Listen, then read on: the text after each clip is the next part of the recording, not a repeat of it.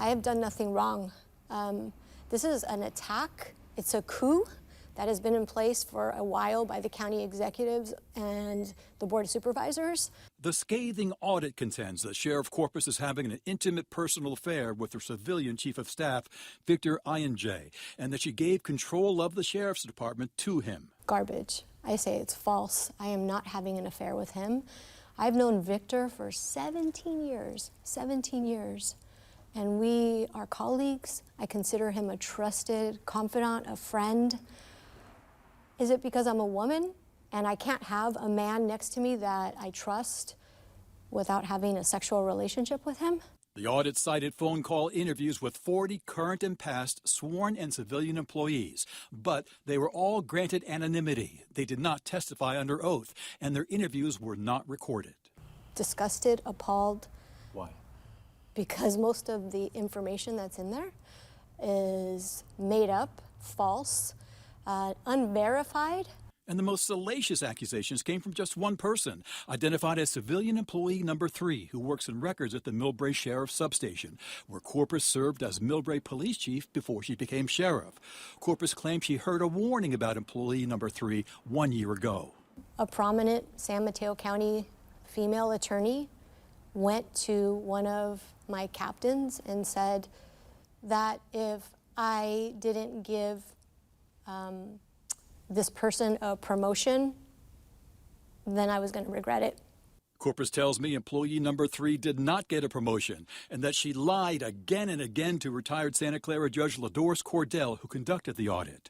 I read from the report to the sheriff. She says that you told her in 2022, if Victor Inj ever leaves me, I don't know how I'll make it. I won't survive. I've never said that, Dan. Never said that. Employee number 3 went on and on, saying she saw Corpus and Inj kissing on a couch at the substation, that she frequently saw him rub her neck, shoulders, and feet, that on a Zoom, she caught Corpus and Inj at his ranch on the San Mateo County coast, feeding each other in an intimate fashion, touching and rubbing each other and playing footsie. That and more. Not true, says the sheriff. Employee number 3 was in the office. Inj said, quote, "We're practicing a lot to have kids." The civilian employee responded, "Gross, I don't want to hear this. Don't ever say anything like that to me again." And she says that you kind of chuckled, that she was annoyed with him saying that. Did that conversation happen? I never, well, first of all, I'm not having a relationship. And secondly, I can't have children.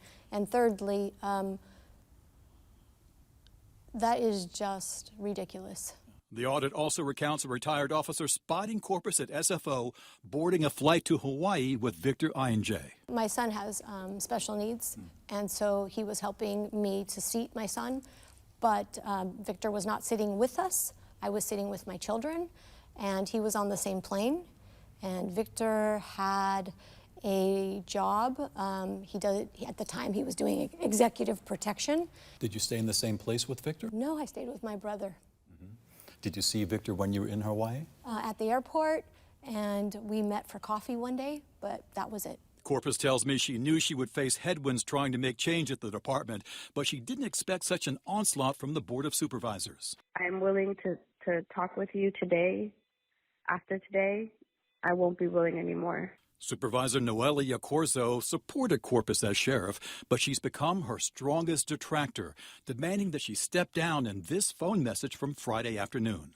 And it's past the point of no return, so I really hope that you can do that and do the right thing before everything else starts, going into action and subpoenas are issued. And saying it was improper, and I took it as threatening.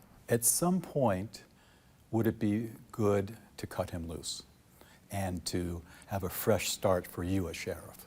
I would be the first to cut somebody loose if I felt that they weren't doing their job or if they were doing something that was against policy or improper. For the I-Team, Dan Noyes, ABC 7 News.